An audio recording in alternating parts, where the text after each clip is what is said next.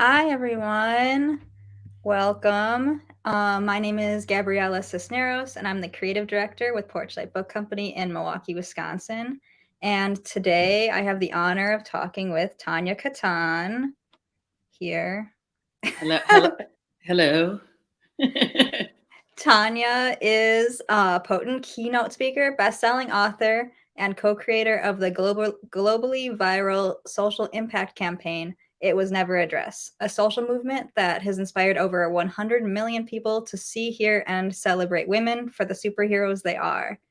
Her visionary way of formulating ideas led to the groundbreaking book, Creative Trespassing, How to Put the Spark and Joy Back into Your Work and Life, which we chose at Porchlight as the winner of the Best Business Book in Creativity and Innovation in 2019.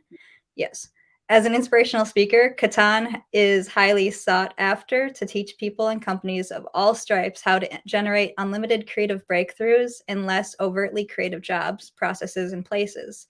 Some of the organizations and major conferences impacted by her talks include talks at Google, Etsy, TED Talks, World Domination Summit, which I need to know what that is, Lesbians Who Tech, and Comedy Central Stage.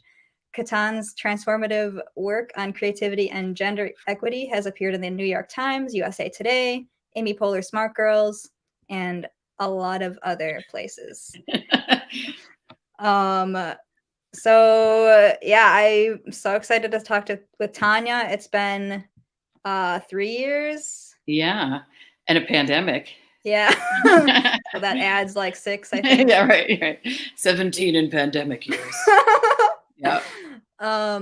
Yeah, I guess I just wanted to start with talking about going back to why I was one of the judges for the innovation and creativity category. So I wanted to live stream talk about why I loved the book so much back then and why I wanted to talk about it now again. It like I did a lot of unlearning in the process of reading it when I did. Even as a creative person, I felt like it really like expanded the applications of creativity from like making creativity feel like a bonus skill for a job to making it feel like more essential. Like whenever I had an interview, I'd be like, yeah, creativity is like, like something else I can do besides putting like cogs into wheels or whatever, Yeah. where it's like it's something that everyone needs to know how to use in their jobs. And more than anything, rereading the book now, it made me realize it like the book is about taking back your autonomy at work, I think, which is also leads into one of the reasons that I think a lot of people quit during the whole great rethink / great resignation period that we had during the pandemic. I think a lot of people were feeling just like they weren't able to live their lives the way that they wanted to and realized what was important. But I think creative trespassing could give people reinvoke that hope that we need at work and in life and wherever else. So what else can I say? I had, to me, a lot of people don't think of creativity as an important skill, but the power of creativity is when your circumstances feel more like opportunities and less like a race to run. So that's what I want to say to people about why you should like pursue being creative or like harnessing your creativity. Yeah. So I guess I want to hear why you wrote the book or why you think creativity, like what makes you so passionate about talking about this sort of thing. Yeah. I think you hit it on the hitting is so harsh. I think you gently nudged it on the head, which is that creativity is an essential skill. It's not an afterthought. And in fact, if you're like, I need some facts and figures, I'll give you one. The World Economic Forum in 2020 said that creativity is one of the 10 skills that we need in order to create generative work. And it impacts all the 9 other skills they recommend as well. And I think that the problem that people face with the word creativity is they're like, I don't paint, I'm not a dancer, I don't choreograph. And that's what we call the big C of creativity. But there's a little one, and it's the one that we're literally all born with, an innate ability to be creative, which means to solve problems, to come up with new ideas. And there's plenty of studies, and I won't go into them, although there is one that is the cutest study of them all. And this happened in the early 90s.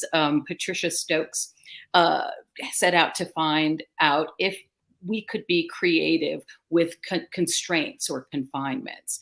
And so she put rodents in a room. I'm not saying I'm pro rodent community. I'm just, so there were 2 sets of rodents, and each set had to push a bar, and that was it, right? But one set had like one of their paws behind their back, and the other could use 2 paws. And so the 2 paws were like, push the bar, push the bar, push the bar. And the one with one was like, push the bar. Oh, wait, push it up high, push it down low, push it on the side. They came up with like hundreds of innovative ways to push the bar. And so this sets, in motion this thing that we innately have the ability. And when we have constraints and confinements and all this stuff that people at work, cubicles, a mindset, our own home office, which is really just our home, we feel many times this counterintuitive thing, which is like, I can't do anything. I can't be expansive because I'm in such a small space. However, when we understand and embrace the fact that we have innate divergent thinking, problem solving, and we start to stretch that muscle, then we realize there are no confines that can encapsulate our big ideas. They can just bust out of walls and ceilings and all kinds of stuff. So that's what's interesting to me. And also, as you can tell, based on my wildly colored shirt, that's an extension of my soul. I'm an extrovert, and I also am wildly creative, and I'm a big C and a little c. And I've found myself choosing to be working in organizations and companies that have confinement built into the system. And yet I chose that. And so I looked around, I'm like, and I realized that, again, with this practice of creativity, creative thinking, creative trespassing, which we can talk more about, it transcends any restrictions. It's the best thing. It's like magic. It's like magic in your back pocket. And one thing when I'm, kind of going around speaking and teaching workshops, I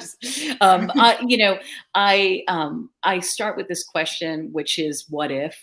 And it's something that no matter whether or not you think you're creative, you can have it in your back pocket. And if you're stuck in a situation or trying to solve a problem, you can just imagine opportunities and options beyond this moment. Like, what if my cubicle was actually a portal to another world? What if, so yeah, I think that's kind of the beginning of this inquiry. And then also feeling like I was this weirdo in lots of these corporate-y spaces and questioning my value. Like, I don't look like everybody here. I don't act like everybody here. Am I valuable? And sometimes I wasn't. And people let me know that, boards of directors. But what I realized is if I aimed my creative muscles and problem solving at real, like, return on investments, real metrics, KPIs, all that stuff that's important to organizations' growth, then, and solve those problems or increase those numbers, then they were like, okay, maybe there are different ways to arrive at the same solution,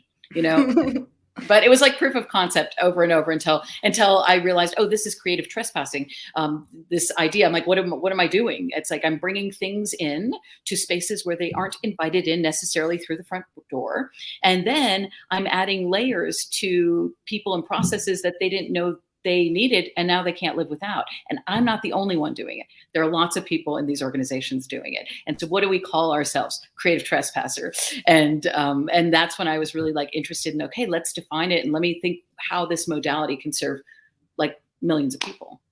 Yeah, I loved all of that. There's so many, like, in the book, I could tell based on the stories you told throughout your various jobs that you've had, I can kind of see, like, as you get closer to really reaching this revelation about your creative abilities, and it's really beautiful. Yeah, like, it's a really well balanced book. It feels like it could be a memoir on its own, but then you offer, I love all the little end of chapter um examples that you give on how people can adapt your teachings to their own work life and things.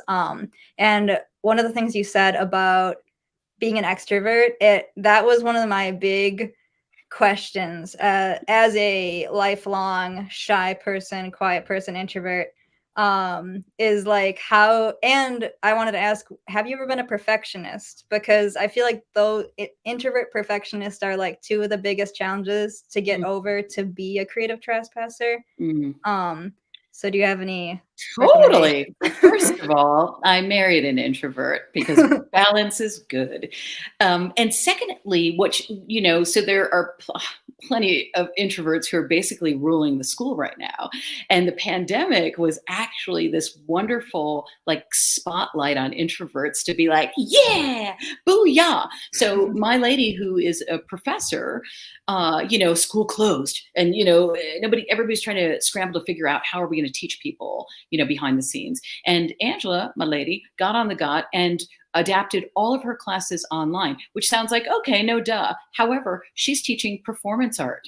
She's teaching walking as a way of making art. And so people made the same face that you did, like, that's crazy. How do you teach art? They just mind blown. And what it allowed her to do is rethink the way that you can engage a body in space in a virtual realm. And so what she had, students do for one exercise, they were supposed to be walking, and everybody was like cooped up in sometimes, maybe a one room apartment. And so she had everybody move all of their furniture to the middle of their of their room or a small apartment, and then do a walk around it. And you're like, that's crazy. That's creativity, right? If the goal of the exercise is to see the world in a new way, and your world has shrunk into your room, then how do you do that? And so to me, it's an opportunity. I think introverts everywhere are high-fiving each other and saying, we've been working in ways like this for a long time, and you extroverts need to just shut your pie holes and learn how to listen and be in space and time, and to reimagine the live interaction. And in fact, as a public speaker, for example, I've had the luxury of being on stage, and I get the energy from the people and la, la, la. And now my public speaking for the last couple of years have been in this frame. And so many people I know are like, oh, I can't stand that frame anymore. And I think it's a portal. It's like a world. And so I use the frame to say, oh, what's it like to feel like you're confined to your home office, to, a 2-inch frame, and what does it mean to bust out of it or to enter it in a new way? And so introverts are shining. And, I worked in technology, and there are quite a few vibrant introverts who are running the show, and have also used, different forms of communication to infuse and insert creativity. So an email form, somebody who has to give like a long explanation of a new product launch will sometimes like embed a weird question to see like an Easter egg if the people are reading it. So creativity takes all kinds of forms from all of us, whether we're shy or more flamboyant, if you will. I love that. I love thinking about frames anywhere in life. That makes me think, like, I mean, outside of this frame, I like the living room's kind of a disaster. I just wanted it to look nice behind me. So I feel like taking that sort of perspective and bringing that to the groups that you work with, you can look at anyone and they're a frame of the person that they are outside of work. And I think a lot of the book is kind of humanizing. I mean, it's silly, but you do have to humanize each other when you're at work. It's like there's a work self and a home self. And I think your book is trying to merge those a little better. Yeah, totally. And that, I mean, that's one of the reasons I heard loud and clear about the sort of not so great resignation, or Mhm. the great rethink, is that people were leaving because they didn't feel like they could be their whole selves at work, right? Mhm. And yeah, my book is all about that because I've seen firsthand, and then working in teams, and then coaching leaders and CEOs and stuff, what it means when you're bringing in all of those extra goodies. Like if you're a musician on the weekends and you're not bringing that sensibility of a jam session to your brainstorming meetings, then everybody's missing out, right? Mhm. If you're adapting or adopting some sense of like rigidity because I'm at work, and so brainstorming has to have an outcome, right? Or the Mhm. OKRs, or like instead of saying, oh man, on Saturday, what we do?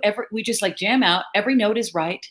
Every direction is a new one. We're not going to judge any. We're just going to allow it to be what it is and unfold right before us. So bringing those sensibilities that a lot of people relegate to the weekends, like I'm going to have fun on Saturday, is ridiculous, because then you are making work, all of your output, all of your interactions are a reflection of what kind of mindset you're bringing into that space. You bring in rigidity, guess what you get? Rigidity. I mean, that's the way it is. So yes, creative trespassing is definitely championing, and also offering like really practical, tangible exercises for doing the stuff that seems racy and radical Mhm. at work. Right. And And at I home too. Yeah, and at home too. Yeah. yes, it reminded me, like, I think part of the reason from my perspective and from the book is people feel like they have to be a certain way at work because that's how they were hired, and that might be the company culture too, Yes. like, if a company doesn't ask you, I mean, maybe a lot of them do, like, they might ask what your hobbies are, but they don't actually want you to incorporate those hobbies into your work. So, I think as much of the book is about like self work, I think part of it is about changing the company culture around you, and that seems like very intimidating to me, as like it feels like in the hierarchy of like my work and other works, I'd be pretty low because this is my first full-time job. So like what would you recommend for people in a job where they don't feel like they're high enough on the hierarchy to like change the company culture, that if they're even like if they have any power over that? Yeah, I would say two things. One is to speak up. So, if you feel like if there is a really clear hierarchy and a system of oppression, which exists within a lot of companies and corporations, is to find an ally and a champion who is sort of, quote unquote, higher up than you. Mhm. This is where we get into and ask them, hey, will you be, my mentor? Will you be like my sponsor? Will you help me, you know, ascend and also create space, like since you're just ahead, that creates sort of a space for us people who are just behind to share our ideas, to say things without fear of being like pushed down. And I will say that a lot of times, when we do speak up, especially within these like systems of oppression, we will get pushed down, and we might, and we might even get pushed back, and all of this, and that's how we know we're on the right path a lot of times. I mean, that's actually an indicator that we're doing something valuable. And so in those situations, yes, it hurts and it's painful. And I just want you to know, as a creative trespasser in a DeLorean from the future, opening the door, not only does it get better, it might get worse. It doesn't matter. You know that you're on the path to creating some sort of change, and challenging the status quo. People talk about like challenge the status quo, by like putting up, I don't know, like a pretty quote behind your desk. That's not challenging the status quo. It's about speaking up, speaking up the rule chart, speaking up the org chart, and saying, hey, you guys, on the ground realities are actually different than what we're promoting. The alignment is broken. And so if you want alignment with the messaging, with the inspirational quotes on your wall, and how we feel as employees, as part of a team, then I want to let you know there's a break in it. And here's how we can kind of mend it. And another thing, I really encourage people to do, and I've done all this stuff myself. So I just want you to know, like, that's so crazy. I've done it. And so, and others have too. But one thing, it sounds sort of silly, is to give an official award to someone in your organization that you think is doing a good job. Because so many times you have, like, you need to be a director, a CEO, or a mom or a dad to give an award, No, take it, like, knit something on a napkin and say, you're the best ephemeral speaker. I don't know, like tell people and acknowledge people without having it to go through being sanctioned and channels and things like that.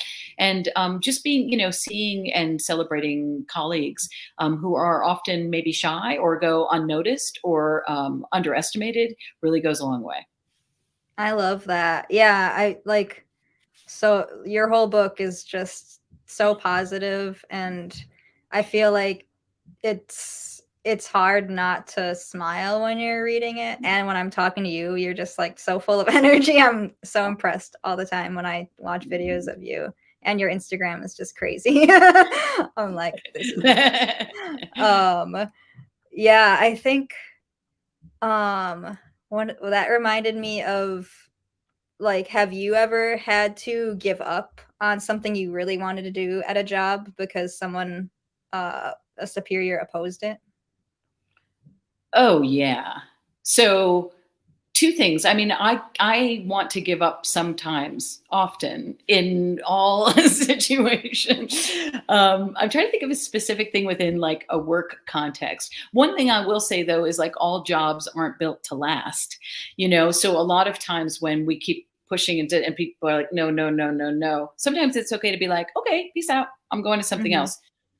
Yeah, I feel like my whole career people said no. You know what? I'll give you some inside scoop to those who are brave enough to show up to the creative trespassing conversation with Gabby and Tania, which is, the It Was Never a Dress campaign. A lot of people don't know, they see it. So for those of you who haven't seen it, you can look it up. It's basically reimagining the women's bathroom vector. And we can talk more about that or not. But it became this global social impact campaign, which means that millions of people around the world were like, I love it, I like it, blah, blah, blah. Oh, it's confrontation, oh, it's all these things. And all major media outlets in the world picked up the story. And at first, though, when the idea came out of my pie hole, there we got pushback. So I was asked to come up with an idea to create more of a pipeline for women and diversity in the tech space. This was 2015, and yeah.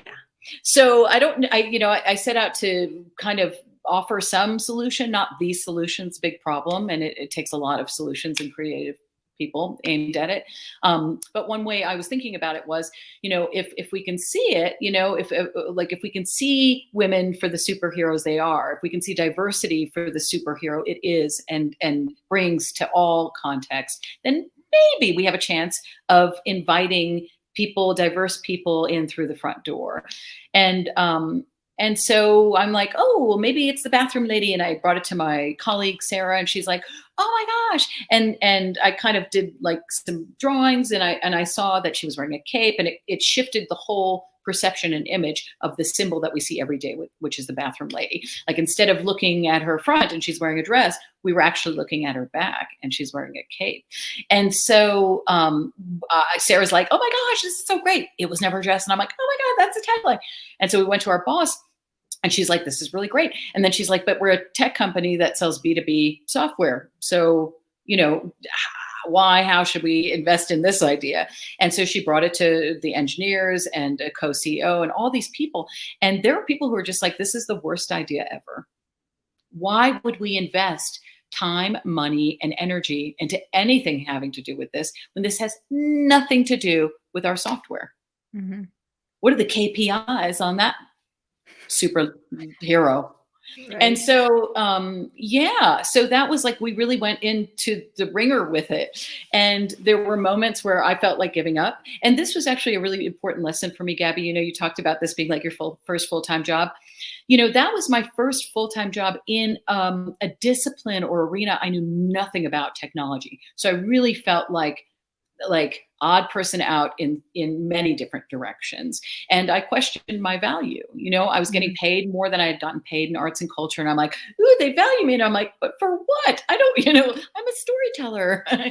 And so in that moment, with all the pushback and this, it was never addressed, maybe not even launching, I fought for the idea. And that's when I realized the difference between giving up and moving forward is that, you know, if like physically, viscerally, somatically, like all the Lees, that idea is worth fighting for. And that's how, you know, I knew to push through, but I could have easily given up for sure. There were those moments of like, and then there was just something inside of me like, nope, this is good. Let's do this. This is going to be helpful to a lot of humans. Yeah, I didn't realize the story was that difficult. I don't talk about, you know, it's so funny. You know, I don't really talk about it because, as you were saying, you know, the point of it is that we came together as all these sort of divergent and diverse people to create something that shouldn't have been created and launch something that didn't need to be launched through that particular company. And we all kind of agreed to do it, but agreed meant a lot of people said that's really the dumbest idea ever. And it was great because you want, you know, I love being challenged respectfully, and I love challenging respectfully, safely, to make something better and to stand up for something that you really believe in. Yeah. I looked up when I was like doing a little more online research. I did see mostly online pushback against the idea of it, because, you know, everybody has to have an opinion on something that doesn't have anything to do with them. Social media. Yeah. But social media is also the reason that it became, you know, a viral sensation. So that's just hilarious to me. You know, like, it's really easy to want to, as like, I know a lot of creative people who just log off of social media and never log back on. Like, one of my favorite authors just quit everything. Like, there was a whole like New York Times article about her not being on social media. And I totally get it, because I feel like there's not enough space in to be yourself on social media. Yeah. But I don't know if you've thought about creative trespassing in a social media version. I don't know. Yeah, well, what I'm doing with it right now is I want to sneak it into companies everywhere in the world, whether or not they decide to buy the book.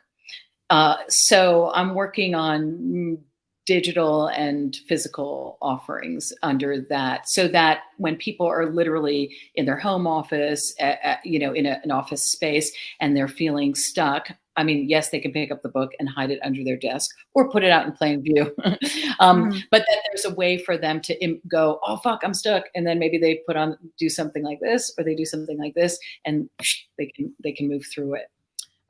Yeah, like sort of in the same way that Ariana Huffington's Thrive Global champions, you know, sleeping and also replenishing at work and other spaces. I'm exploring what creative trespassing can do. That's so great. I love seeing, like, I loved a lot of the case studies, I guess you could call them, examples in your book. I feel like one of the ones that stuck with me the most was this company that I think it was the CEO, and she wrote down where all the desks were in the office, and then everybody like picks out of a hat what desk they're going to have for the next month. And that seems like the most simple thing that anyone who works in an office could do, because even just imagining it myself, I feel like I'd feel like really weird for a while, but also it makes you feel like more than just like you have one option. I feel like that's one of the things that stops people's creativity is like you think you have one option, one way to do something right, and like the whole like if it ain't broke, don't fix it quote doesn't really, like so many people say that about anything because I mean it saves you time not to fix unbroken things. But I think that's another theme in the book is like you have to be okay with wasting time Yeah. or spending time differently, I guess. Yeah. I don't know, like I don't know if you have any comments about how to change people's idea of time. Oh, that's beautiful. Yeah, one thing that comes to mind, and one of the exercises in the book that I encourage people to do is to look for problems that nobody's looking to solve within the Mhm. organization. And I would say that that's where it was never addressed came from. The software that we were selling was a project management software. Does that have anything to do with, gender equity, with DEIAB? Like it doesn't Mhm. specifically have, but that was a problem worth pursuing and worth looking for solutions for.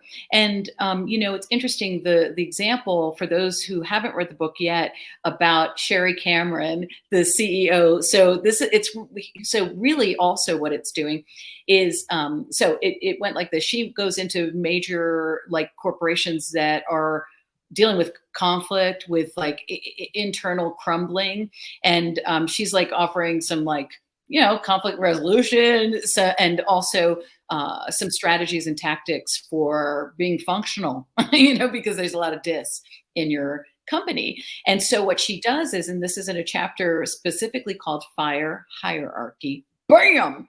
And she goes in and she has she writes down all of the different office spaces, puts in a hat, and then meets with each individual one-on-one within the company and says, what's working for you? What's working less? What are your obstacles? How do you think, And then she has everybody pick randomly an office. And so the CEO could be like in a cubicle. And the administrative assistants could have the fanciest office in the corner with all the fancy windows.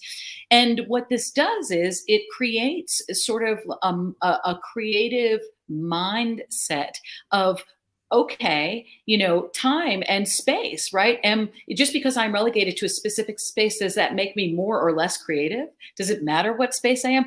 Can I think like a CEO whether or not I'm in a cubicle? The answer is yes.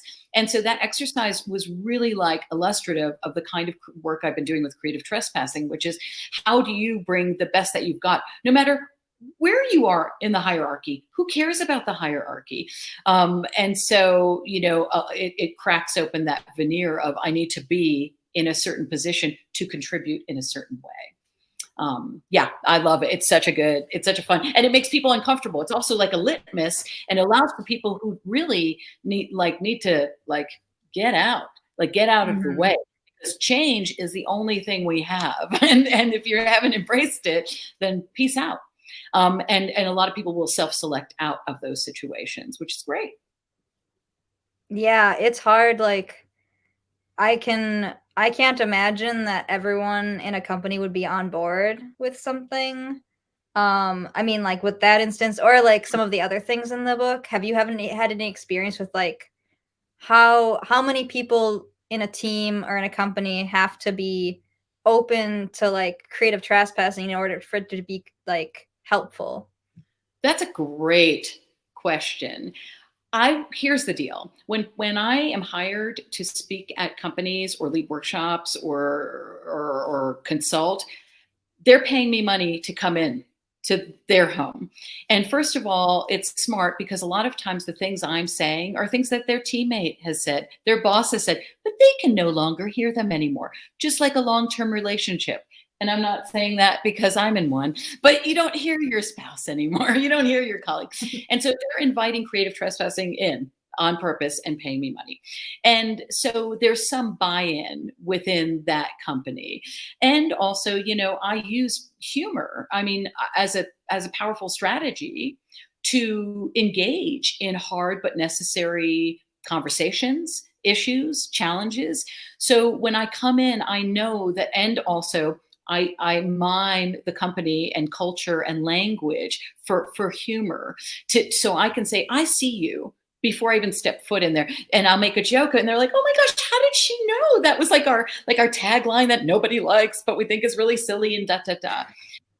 And so I have a lot of buy-in to answer your question, because I am not coming in to just dump a big pile of creative trespassing on your floor. I'm coming in to show you how the processes and products that you're engaged with, the launches that you're engaged with, the marketing campaigns, that maybe from an outside perspective, you might be able to shift your perception and deliver something, ship something, present something infinitely bigger and more connected than you ever thought possible. People want to do good work. They want to be excited about creating something together. And that's what I bring into those spaces. And I use humor as the glue to get, and to your point, there's always like one or two people, always, they're who are just like, I don't think she's funny. Or like, what does this have to do with making software? Or they don't all talk like that. I don't know. I mean, they could talk. Or once I actually I gave a talk at 8 a.m. at a huge like tech conference, and literally some guy tweeted, he's like, "She has so much energy." Wow. All right. That's cool. So, I think also, really topically and happening right now, the amazing Prime Minister of Finland is at a moment where she is getting dinged, getting picked on for experiencing joy, for dancing with friends, for partying. And some people want to like her to take a drug test. I say, sir, you take a joy test. Yes. And so I think that all of the stories and the writing and the exercises in the book are really to get people to consider personal agency as orienting towards choosing joy, choosing creativity versus choosing misery and being stuck. That's really foundationally what I'm writing about and what I'm exploring. Yeah. That's a good way.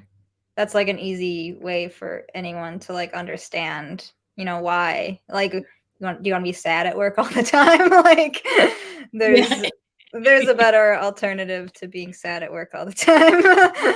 You just hire Tania. No, and there are plenty. And really what's cool is, in the last few years, especially, there have been a lot of people that I've worked with or that are all in positive psychology, in the mode of play, in bringing in and showing that play impacts productivity. Creativity isn't a distraction, but actually a necessary channel to get work done. I mean, so now there are studies, there are people in this area we're doing it. And so, yeah, right. The question is, if the result is this, and you can get there by just like crying and writhing around in pain in the corner, or partying like a prime minister, which one do you choose? Rhetorical question, Abby. I know what you're going to choose. Yeah. Crying.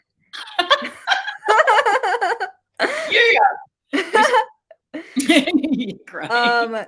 I feel like since we've talked about how hilarious you are the whole time, did you want to read an excerpt so people can get a feel for like the voice of the book? Yeah, yes, I can. And I'll read a tiny one. Like I'll read an excerpt, a part of a chapter. Yes, and I'll be looking down quite a bit because I'm old school. Yes, paper. And I have a book. Yeah. So this is from a chapter called Reframe the Blame. And I think that this is apt right now because with the great resignation and rethink, what's fascinating to me is that people left. They're just like, I can't bring my whole self to work. This sucks. Pew! Like that, right? And now we have an opportunity, both as people going into spaces and as people sort of employing or inviting employees in, are we going to have a different relationship now, or are we just going to date the same shitty person over and over again? And so I'm wondering, and what I really want to make clear with anything I do with creative trespassing is that it's about bringing that mindset with you into the tiniest confinements, because you will find yourself in the best job with like a shitty presentation due, and you can't just give up all of that wonderful growth mindset work that you've worked on. And so what I'm saying is that people who have left in the middle of the night, who are restarting work, consider what you brought to that shitty situation and consider rethinking it as you're entering a new one, as opposed to okay, there we go, reframe the blame. It starts with a quote from Thich Nhat Hanh, my favorite Buddhist activist, monk, and he's no longer with us, but his writing and teachings are: when you plant lettuce, if it does not grow well, you don't blame the lettuce. Think about that for a lifetime. Okay, there was a time in my professional life when, though I don't mean to brag, I was the king, queen, and freaking court jester of Blamesville. I was practically virtuosic in finding someone else to hold responsible for things that went wrong in my career. But hey, none of it was my fault, okay? It was my mom's fault, because she encouraged my individuality and never taught me how to play well with other kids in the sandbox. It was my dad's fault, because the only consistent work he ever had was gambling, not the best role model for learning how to be responsible for one's actions. It was my boss's fault for being such a jerk face. It was a never-ending workload. It was the uninspiring work culture. It was a new person they hired. I just didn't like his attitude. And none of my coworkers listened to my really great ideas. My desk chair was so uncomfortable. I couldn't get anything done. I didn't have a team. Then when I got a team, they were totally unsupportive. In fact, the whole company kind of sucked. I had to work late. No one responded to my emails. The systems were slow and inefficient. The work was so boring, I couldn't possibly be expected to be creative. I didn't get paid as much as I was worth, so I showed them and only did the bare minimum amount of fairly mediocre work. They had it coming. Turns out that the only person really keeping me stuck was me. But the moment I decided to take responsibility for my work-life misery was the moment I took back the power to change my fate. Truth be told, there's something very comforting in the realization that we don't have any control over most things in life. But we do have control over whether or not we let go of them, or whether or not we let go of blame or let it consume us. Once during a therapy session, my therapist held open her hand, palm up, and said, "This is letting go." Then she flipped her hand over, palm down, and said, "This is giving up." The point was, the difference between letting go and giving up was just the flick of a wrist. It's a simple choice, yet one equals freedom and the other equals staying stuck. Look, you don't have to see a mental health professional in order to reclaim your personal freedom, though if you have health insurance, I highly recommend it. Therapy is a copay for magic. This chapter is your chance to get over all the blaming and complaining without the copay. Of course, in many cases, when our chairs are uncomfortable, colleagues aren't responding to emails, and we aren't being paid what we're worth, it isn't completely our fault. But instead of blaming, we can hold people and organizations accountable by speaking up about what we need and standing up for what we deserve. There's a difference between blaming and holding accountable. Accountability has a beginning, middle, and end, whereas blame springs eternal. Time to cut off blame at its source, because when the well of excuses run dry, that's when we can experience a wellspring of creativity.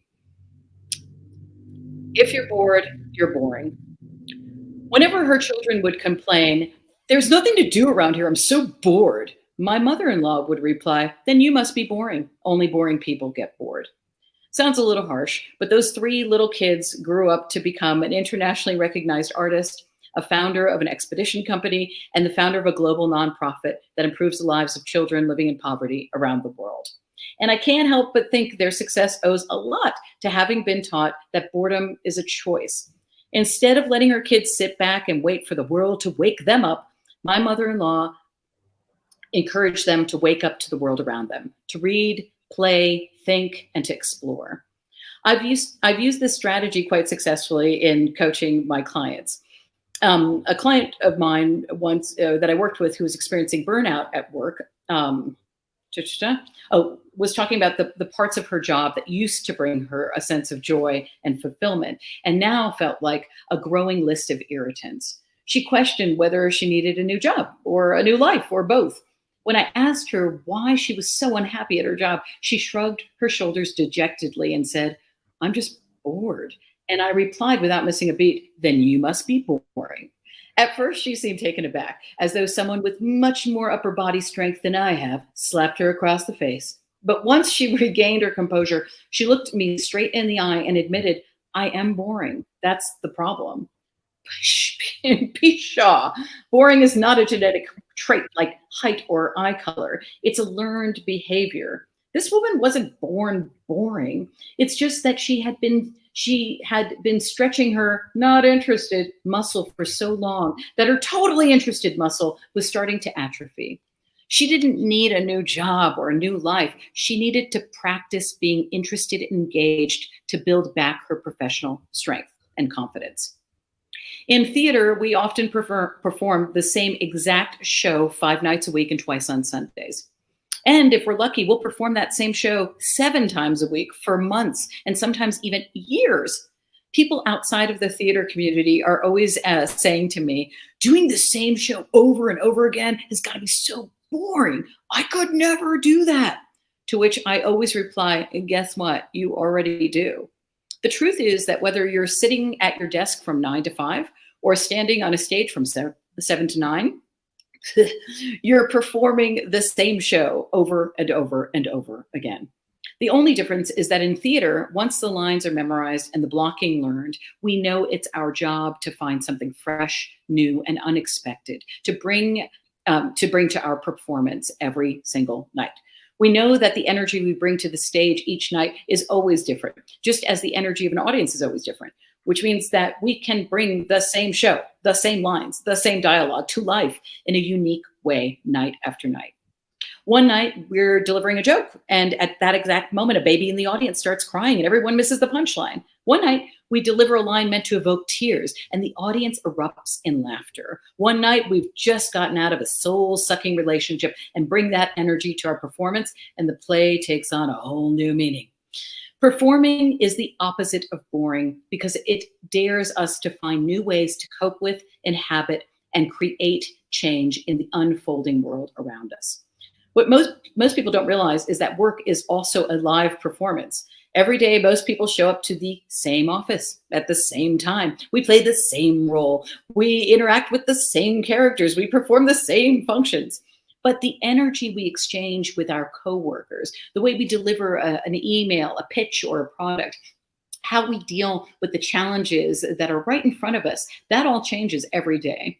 Every performance is profoundly different. Every performance is a chance to see, experience, and learn something new. When we approach our work that way, it's almost impossible to be bored or boring, no matter what kind of work you do. And then I'll read it. Can I read one more little part? Yeah. Okay. So, and also just interspersed, I'll show you visually. Oh, whoa, what's that gray area? It's called a productive disruption because we get more things done when we disrupt the habits and patterns that are keeping us stuck. So those are the little exercises throughout. Since I'm talking about moms, this little part is about my mom. It's called Engage in Funny Business. My mother has been using humor to reframe the blame since back when she worked as a drug and alcohol counselor in a town with some of the most extreme methamphetamine use in the United States. She worked with serious addicts, repeat offenders, and people that many counselors didn't want to work with. Instead of blaming her patients for their self-destructive behavior, my mother used humor to reframe the situation by coming up with her own private nickname for the drug-infested town. I call it our little town of Bethlehem. And when the patients in her therapy group became disillusioned by the long road to recovery, not to mention the fact that most of them couldn't even drive on that road because their licenses had been taken away, my mom used her good humor to reframe the situation by holding a bumper sticker contest for the group. Everyone delighted in coming up with original sayings like, "My other car is in my drug dealer's driveway," and I love my Chevrolets. Shit hits me every time. My mom came up with a bumper sticker too. Take the high road, but don't take the road high. My mother's skill at reframing even extended to aphorisms. When my siblings and I were little and came home repeating sayings we'd heard at school, like to kill two birds with one stone, my mom would lose her shit and say, don't blame nature for your lack of ability to achieve two things at the same time. Oh, mon Dieu. And then she'd offer her new, more peaceful proverb, hatch two birds with one egg. At the end of the day, my mother's humor is what's allowed her to help hundreds of people in their recovery process, and hatch thousands of birds with one egg. Humor often springs from discomfort, fear, and self-doubt, and yet it is capable of healing discomfort, fear, and self-doubt. Humor is a powerful way to invite people into hard and necessary conversations. Use it. I love that. That was all the same chapter? Yeah, there's more, but I guess I stuck moms together. Sorry, I didn't mean to relegate moms to one chapter. There's so much more expansive than that. No, that was beautiful. I think a lot, like, it speaks to a lot of why I like the book too, is like you bring in how you were raised as such a strong part of how grateful you are for the way you were raised to be like an individual and to have like be proud and everything that you love and everything that you tried. And I think a lot of people who don't have that sort of upbringing might like obviously get like, I'm totally jealous of your whole family. But It's funny because, but I didn't, and from the beginning of the book, I write about how I thought that was a real disadvantage, because what I saw was a lot of kids growing up with clear maps for how to be successful in the world, right? You go to school, you get a degree, you have a job, but that also allowed the fact that there was a lot of privilege in those situations. Like we didn't have any money. My mom was an immigrant. Like nobody went to school, so and my mom was super creative she paid for summer camp one year. We didn't have any money. She was a single mommy, and she just exchanged her cooking skills for us 3 kids to go to summer camp. And so at first I was literally embarrassed probably the first 20 years of my life about these sort of weird, wily ways. And I didn't see a clear path for me to succeed. And then I realized, oh, hold up. It's not about the form, it's not about I need to get a job as a CEO or a project manager, blah, blah, blah, just because that wasn't clear to me. It's more about the content and what can I bring? And oh, hold up, all these weird, wily ways of getting from A to B are actually what all the people that we admire and inspire us do. Like there's no CEO or leader or activist that we look at and they have a very clear path about how they got there. And I'm like, wait, maybe I can take all of these weird, wonderful skills and maybe I'm not alone in feeling like I'm the weirdo in the room. And it's been really wonderful since the book came out and me speaking about it, because then everybody's like, no, I'm the weirdo. No, I'm the weirdo. And even the people that you think and look at and say they've got it all together, they're just outsiders on the inside. They're just little creative trespassers who've put on a hat or a suit or a wide necktie or a pencil skirt, and they're just longing to break free. And I feel like that's really the gift of this kind of work and writing, is saying we can break free together. You're not alone. Yeah, definitely. Yeah, it's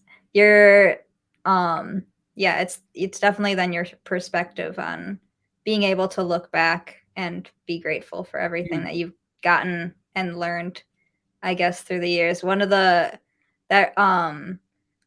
other instances of you seeing something that could have been a disadvantage as an advantage is when you moved over to Axosoft, because that was like you were 42 and switching careers, and like I feel like switching careers at any age is like not something that people plan for, I think, but it should be. I mean, that's one of the things that I related to most is like being raised to go from A to B, like you said, is just like you should pick your major and that's what you're going to do for the rest of your life, but you should pick it and you're 15 years old and don't expect to change it ever or whatever. So, and like then getting into college, it's still, I mean, they kind of encourage a little more experimentation and like what you learn in college, but like if you don't have money, you can't really do that. You know, you're not going to waste 4 years of your life doing something if you don't think you'll dedicate yourself to it. But I think that's one of the biggest skills you can learn from creative trespassing is like you don't have to waste those 4 years of college if you end up moving to a different career. You can just implement them in a different way, which is very gratifying and makes it less scary to move industries, I guess. Yeah, and actually what you're talking about as I'm listening to you, I realize that this practice of doing something that is challenging, like every day saying, you know what, that seems like a challenge, even just little teeny steps, sending an email to somebody saying, I'm interested in this job, could we have an informational meeting? Or, you know, asking for a raise. Those accumulate, and to the point where it just becomes an impulse for you to challenge yourself every day. And in doing that, I realized the big gift of this way of functioning is that the pandemic, everybody, I don't know if you remember the most popular word during the pandemic, uncertainty. Uncertain. Listen, kids, every day is uncertain. You know, from the moment you get up and you eat something, you're not certain if the avocado is going to be rotten. The minute I speak on a stage, I'm not certain if the words coming out of my mouth will be received the way in which I intended. Nothing is certain. So creative trespassing and practicing these skills allow you to take uncertainty as like, that's just foundational. That's just the way it is.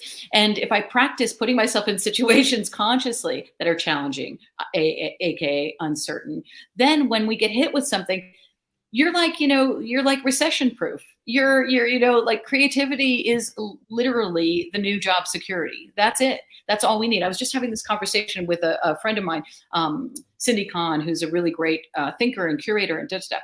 And we were talking about, oh my God, like our whole lives, we were made fun of for thinking differently. Like, you know, you're freaks or weirdos or whatever. And right now in the world, that is literally all we need is to think differently. That is it. And that's what creative trespassing is teaching and embodying. So if you're prepared for the future of work, then you've been doing your homework in terms of practicing your creativity. Like that's it. That's really all you need. Yes, absolutely. I feel like, so it's like 12:57. So I'm gonna head over to the questions that we got. One is, after reading your wonderful book, what are some places, links, people you send people to up level their confidence given today's hypersensitive work environments? Oh, good question. Well, the first thing that came to mind, John Ravitch, is if that's your real name. Just kidding. I know John isn't. Okay, so social media style, go, if you do not follow her now, Sonia Renee Taylor. Do you know Sonia? Yeah. So Sonia Renee Taylor is, she comes from spoken word poetry. She comes from activism. She wrote a beautiful and status quo challenging book, The Body Is Not an Apology. And she gives social critique and comments about what it means to be fully in your body based on what your body is in the world, how it reads in the world, and how to be more generative and generous with yourself and that body and space and work. So I'd start with her, hypersensitive, right? And she totally will there's no room for hypersensitivity, which is to say that one thing that she does beautifully and I think is so accessible is just calling things, ideas out, especially when it comes to, I'm a white person, our deep white supremacist delusion that we were taught in many forms and spaces. That said, also I was referring earlier to a lot of innovators in the play space, because that to me is a great equalizer of how people show up together with no judgment and with safety. Jeff Harry is in that space. He's wonderful, and Gary Ware are two people that I adore that are bringing play and then infusing and weaving in diversity diversity, equity, inclusion, and belonging. So those are just a few. And John, we can have coffee next week and I'll tell you more. Cool. And then I just had one more question. Any new books? Yeah, yes, and as the improv kids say, yeah. So here's, and I need your help. This is creative trespassing is also about collaboration with people who have different skills than you. It's a book of essays that isn't a clear memoir, and I need to find a thread. So what? I will give you no information, and I would just like your best titles that come out of your mouth. Oh, what? It's about the challenges and tribulations and joy and horror of family and other things. I don't know. I don't I think that's a good title. Maybe that's a subtitle. I'm gonna put that. Scribble that in. Horror and other things. Horror and other stories. Buy it. Yeah. That's so exciting. Wow. Yeah. And I'll just say one more thing, because you're so smart, Gabby. And I appreciate that. When I was I wrote a book proposal for creative trespassing. And when I shopped it around to all the publishers, a lot of the publishers were like, yeah, I totally see this as like a creative book, and it's creative and it'll be under our creative imprint. And I was like, it can't be. It has to be under a business imprint, because then I've snuck in a memoir, I've snuck in activism, and that's why, among other things, I ended up going with Currency at Penguin Random House, because I was like, this needs to be a creative trespass in and of itself. So the fact that you knew that from the beginning and really responded to that makes me so happy. That's amazing. No, that's a great story. Actually, I did not know that, obviously, but yeah, that's one of the things that Porchlight's trying to do. Our awards are opening end of August. If there are any authors who are watching with any books that came out this year, and one of the reasons I love judging the innovation and creativity category is seeing the actually like creatively written books about creativity. There's a surprising number of like buy the textbook creativity books. But yeah, I love that. Thank you. It was so great to see you again, Tania. Thank you so much. And yeah, what a pleasure. And if anybody is lucky enough to receive an award from Porchlight, go to the party. It's a good one. Thanks, Gabby. Thank you. Bye, everyone. Bye. Thank you.